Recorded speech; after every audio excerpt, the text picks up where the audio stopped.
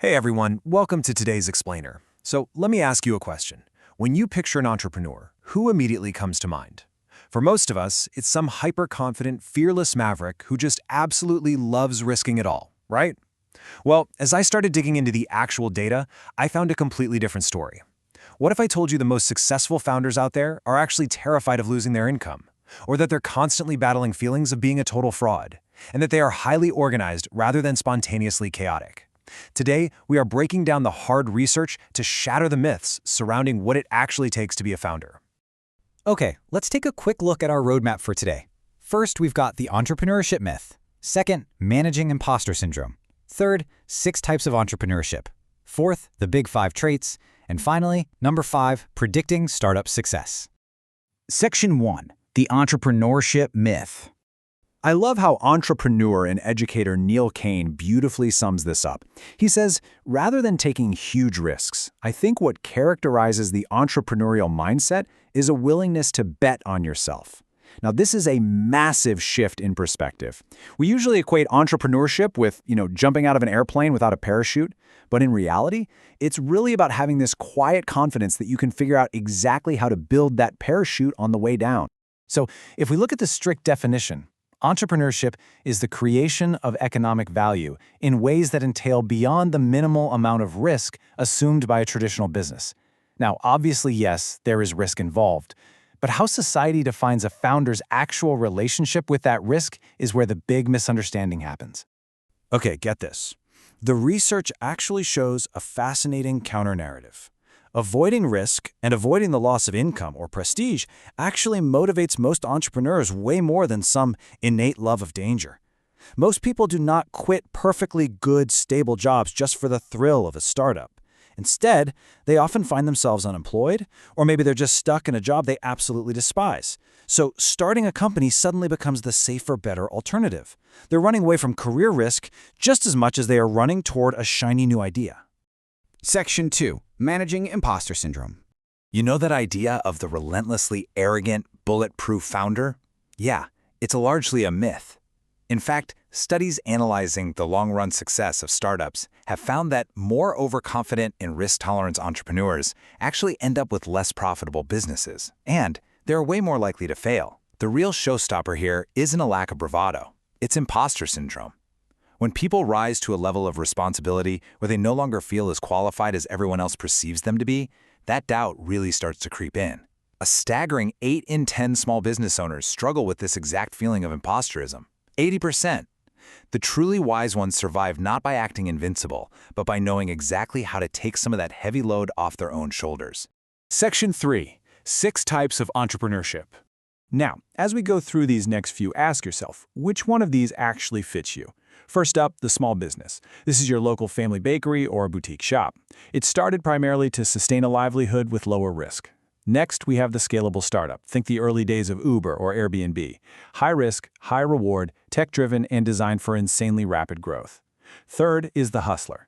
These are the founders who succeed purely through grit, hard work, serious sales skills, and sheer persistence, rather than some groundbreaking innovation.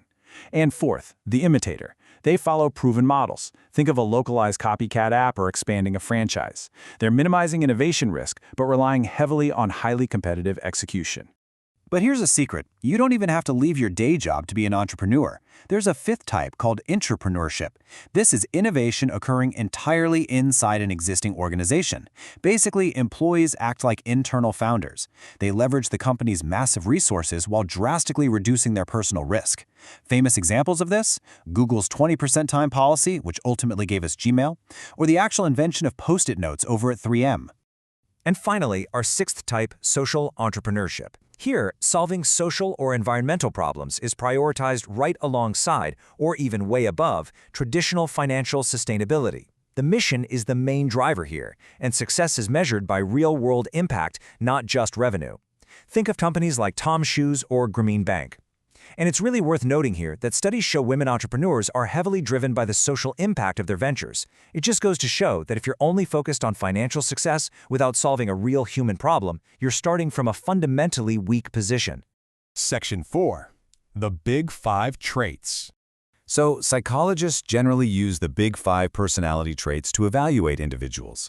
Just to quickly recap them: openness to experience, meaning creativity and a willingness to try new things; conscientiousness, which covers organization, discipline, and reliability; extroversion, that's sociability and drawing energy from others; agreeableness, which is all about empathy and cooperation; and finally, neuroticism, which relates to emotional instability, anxiety, and stress susceptibility. Keep these in mind.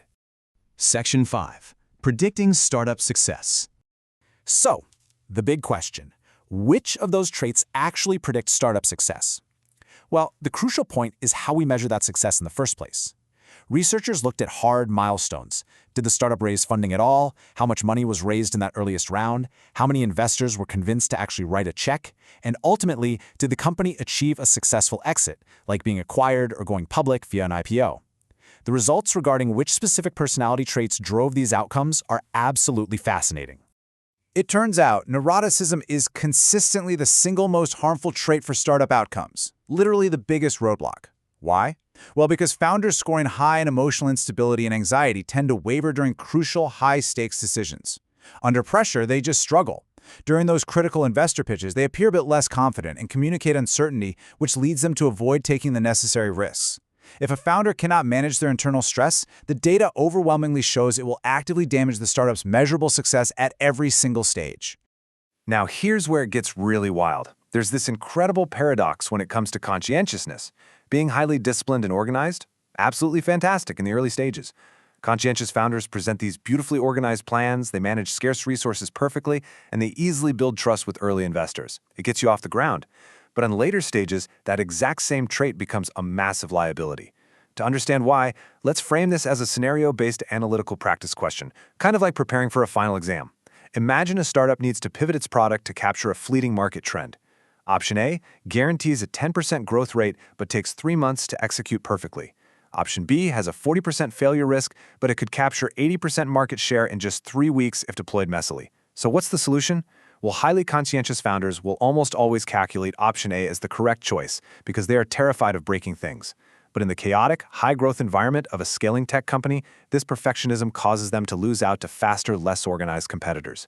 Which brings us to our final takeaway today. Does your personality match the current stage of your startup? What this explainer really reveals is that there simply isn't just one mythical entrepreneur personality. Long-term success requires intense self-awareness. The organization and perfectionism that gets you funded might be the very thing that sinks you when it's time to scale rapidly. That imposter syndrome you feel, it's not a weakness, it's practically a statistical norm. So I want to leave you with this thought. Are you relying on the traits that got you here without realizing they might be the exact traits holding you back from going there? Take a hard look at yourself, adapt to your current stage, and remember, the only real requirement is a willingness to bet on yourself. Thanks so much for joining me on this explainer, and keep learning.